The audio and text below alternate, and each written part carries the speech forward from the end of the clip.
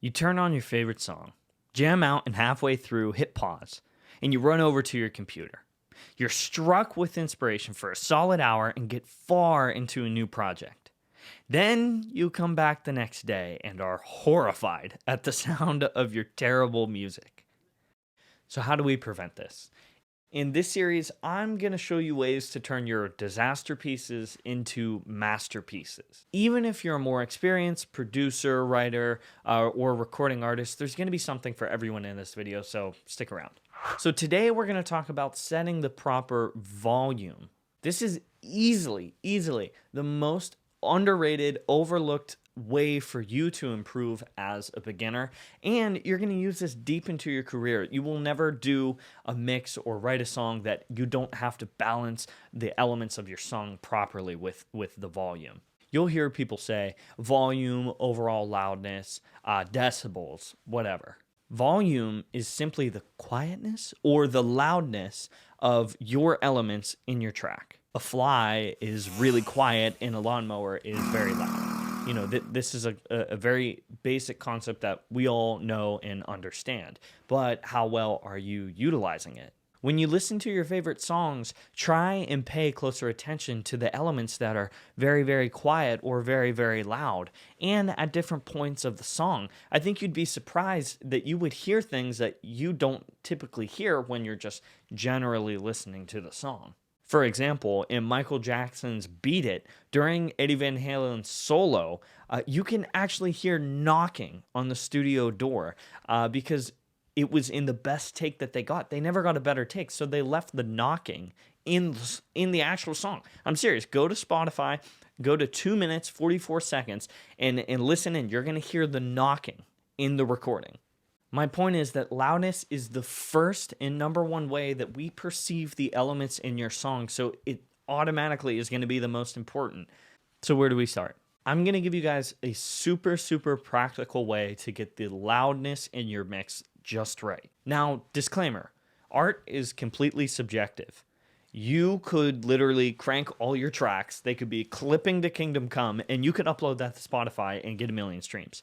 And on the flip, you could make your track very, very quiet, and people could just turn it up. So when it comes down to it, yes, art is subjective. You can make elements louder or quieter. Definitely go for it. But what I'm going to show you today is just a more concrete way to get started, and it's what you're hearing in pretty much all your favorite tracks. All right, guys, so now I have my track pulled up. We're going to go through this and get the levels looking just right. So the first step is to pull all of your individual tracks down to 0. We want to clean slate this thing because we're going to individually pull up each of the elements one at a time. Okay. Now that you have your tracks down to 0, our first goal is to get our kick sounding just right, because the kick is going to be the bass, the rock of the song. That's going to get us started here. So go to the part where your kick is kicking, and here we go. So guys, our goal over here on the right is to get our kick to hit at -12, which actually it looks like we might have just done it. Yeah, so it's like -12.7 there. We're going to try and build it up just a little bit. Okay, boom. So there we go. We're hitting right at -12. You can go a little bit above or a little bit below. That's fine. So next, I'm going to bring in my bass.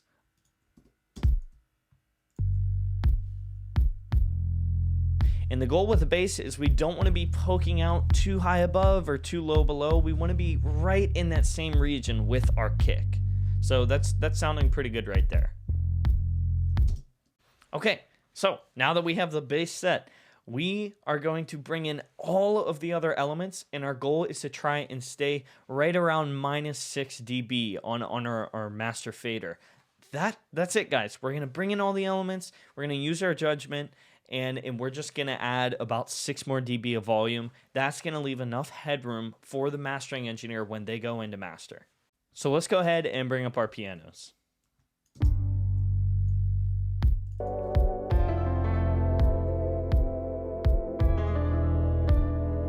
Okay.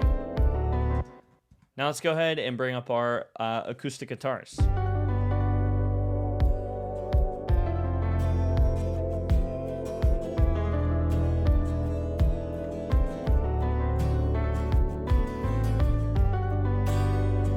Nice, that's blending pretty well. And let's go ahead and bring up the other synths that are in the track as well. Let's go to a part that we know that they're playing. Looks like they're active here in the chorus. So let's go ahead and bring those up.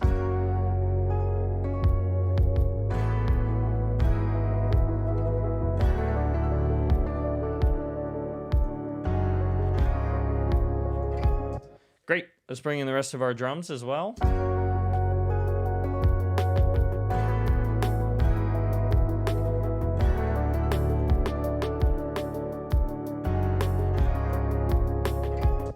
Okay, and now that our elements are there, they're hitting just around minus 6 dB, somewhere in that region. We're going to bring the vocal in as well. So the vocal is actually the last thing that I always bring in. It's pretty much the most important element in a lot of the songs, so you really want it to be able to stand out above all the other elements. So here we go.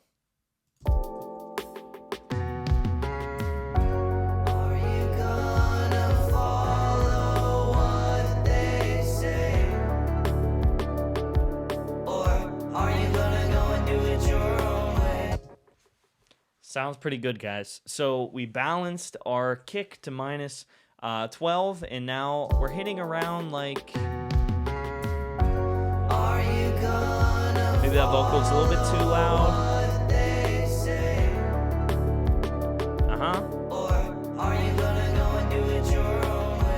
Okay, so we're hitting around just under minus 6 there, as you could see. So I might mess around with it a little bit more, bring up the elements a little bit more. But that's a very basic way to get your track started. From there, you can make those fine-tune adjustments throughout the song. Okay, so now that you have a rough idea of what's going on, let's play a little game. I'm going to show you 3 examples of later in the track, and I want you to try and use your ears to decide what is too loud or too soft, and I'm going to give you a hint for each of the examples.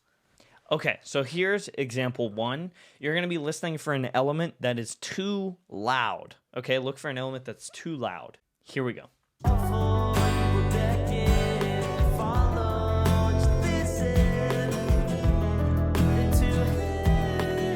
So you can hear the vocals a little bit buried there. You know, the drums sound a little bit soft too.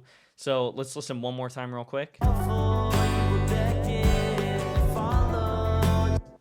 So in this example, I would say the guitars are a little bit too loud. It's hitting the same mid-range that the vocals are hitting. So in this case, I would just bring the guitars down like this.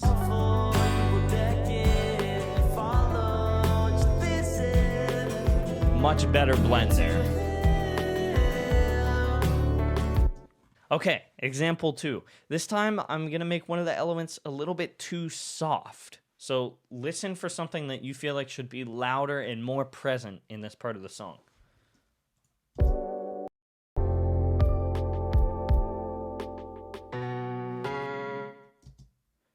Okay, it's a little bit harder. That's a little bit harder to tell. Let's listen again.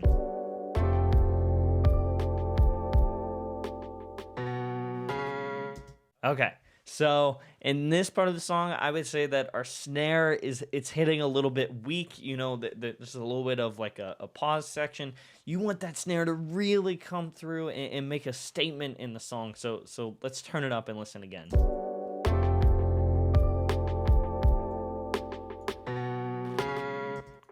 That's a lot better. That is way better. You can see the snare is a lot more noticeable. That's hitting and coming through the mix a lot stronger. Okay. This third example is going to be a little bit more difficult, so I want you to really listen in and try and determine which element you feel like should be brought up.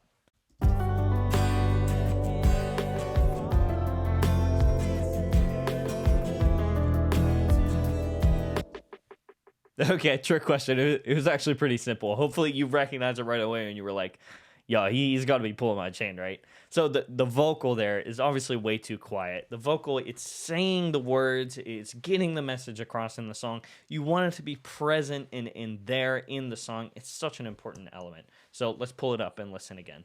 Let's drag it up.